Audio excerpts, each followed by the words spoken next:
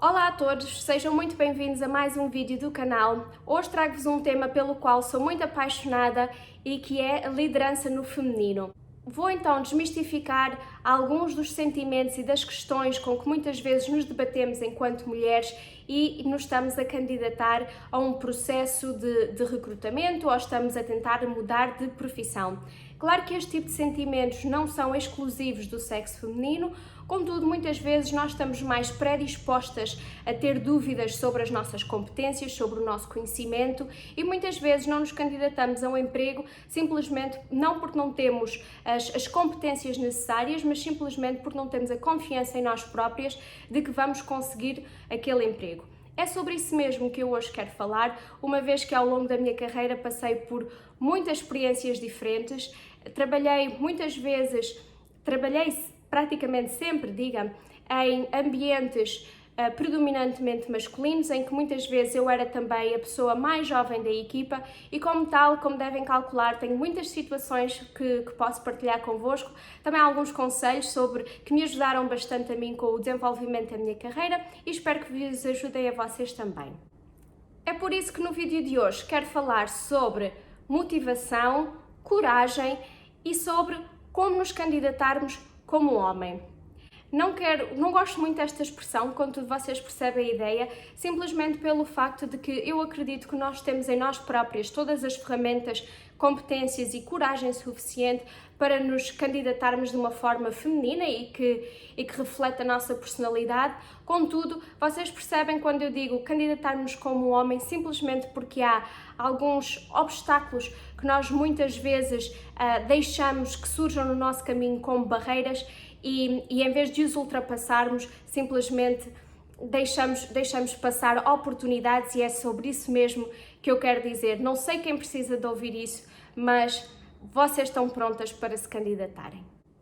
Há 4 mitos sobre os quais quero falar no vídeo de hoje, sobre o facto de as mulheres se candidatarem ou de terem uma approach diferente a candidaturas em relação aos homens e gostaria de dar alguns exemplos sobre isso também. Existe bastante evidência científica, tem sido um tópico muito debatido aqui em Silicon Valley também, são capazes de reconhecer alguns nomes como Sheryl Sandberg do Facebook, que falou extensivamente sobre este assunto através da sua plataforma do LinkedIn e esta investigação e estes dados o que nos dizem é que muitas vezes as mulheres são menos agressivas que os homens quando se candidatam a empregos. O que é que queremos dizer com isto? São menos agressivas no sentido de não enviam tanto um e-mail a fazer um follow-up porque é que a candidatura não está a seguir para a frente ou qual é que vai ser a timeline de recrutamento. Muitas vezes não têm coragem suficiente para pedir um feedback sobre a sua candidatura, que é algo que eu, por norma, digo sempre. Vale a pena candidatarmos a qualquer oportunidade que sentimos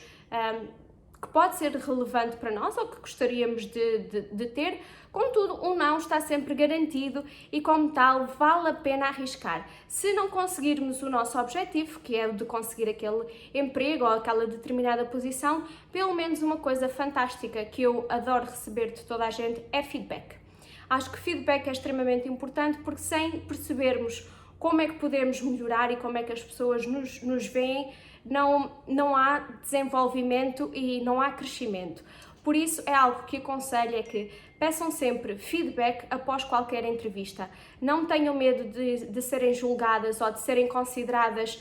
como chatas ou que estão a fazer pressão sobre os recrutadores ou que estejam com medo que vão tomar muito tempo daquela pessoa. Não, o emprego deles é mesmo esse, é prestar feedback ao candidato, estão lá para nos ajudar com todo o processo e se não é um processo positivo em termos de fechar aquele recrutamento, pelo menos acho que é muito interessante receber feedback como podem melhorar. Só assim, na próxima vez, vão saber o que fazer diferente ou o que mostrar mais sobre a vossa personalidade ou competências ou experiências para que então tenham o tão pretendido sim.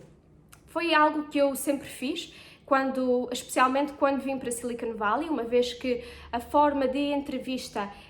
na Europa e nos Estados Unidos é bastante diferente e, como tal, tive que aprender a candidatar-me numa forma mais americana, a demonstrar outro tipo de competências e a falar das minhas experiências de um ponto de vista diferente. Peçam então sempre feedback, não tenham medo. Outra coisa que vos aconselho bastante é falar com os recrutadores ou com os hiring managers, simplesmente no sentido de perguntar se existem outras oportunidades dentro da empresa que serão mais corretas de acordo com o vosso perfil. Muitas vezes não temos uma resposta positiva para aquele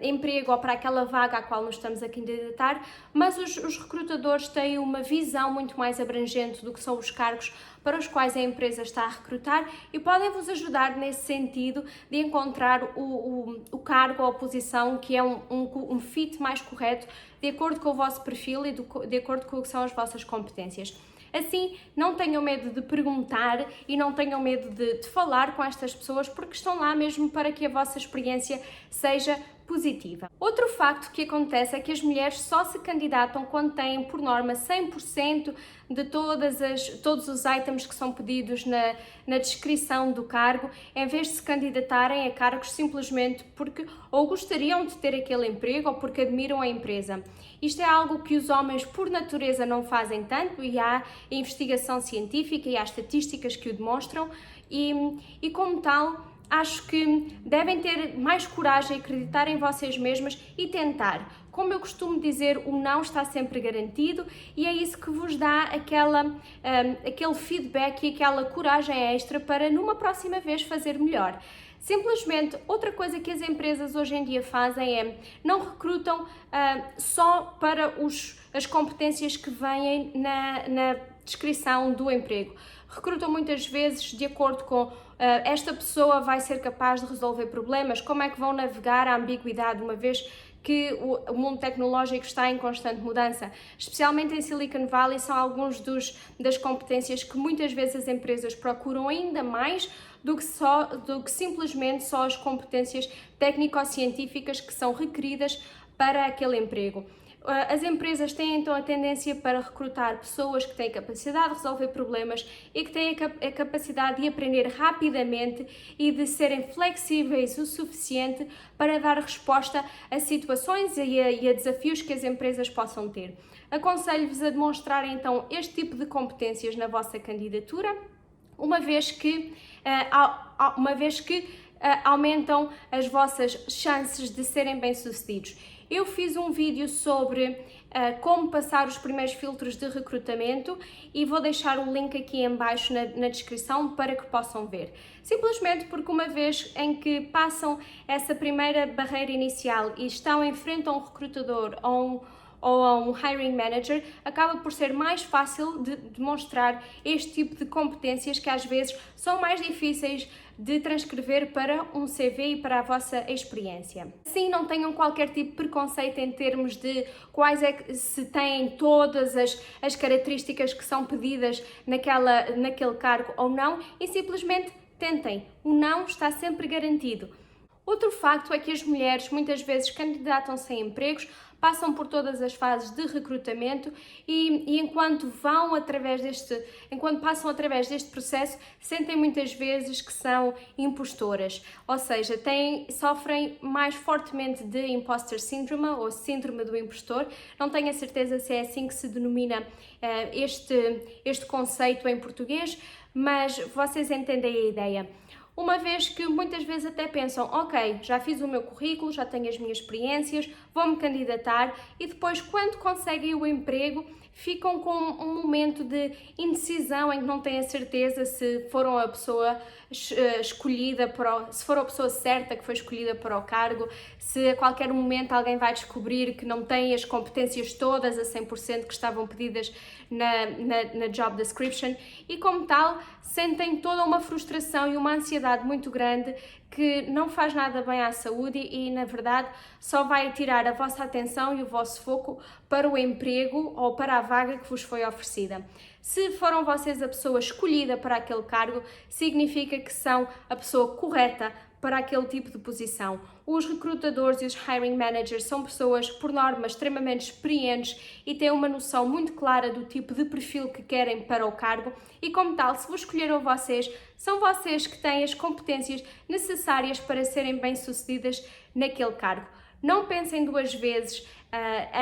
em termos de se são a pessoa correta ou não. Não vale a pena perder tempo a ter segundos pensamentos. Invistam esse tempo então em formação, em treino, em conhecer os vossos colegas e a familiarizarem-se mais com o cargo em si do que propriamente a pensar se seriam a pessoa correta. Isso só vai trazer energia negativa e energia desnecessária que não precisam mesmo na vossa vida. Como dizem os nossos amigos brasileiros, bola para a frente e continuem com certeza de que são a pessoa correta para aquele cargo. E por último, um grande facto que é muito falado é que as mulheres não negociam o seu salário. A mulher, por norma, recebe uma oferta e tem tendência a sentir uma gratidão muito grande por aquela oferta ou sentir que já alcançou tudo o que poderia alcançar e não negocia o seu salário.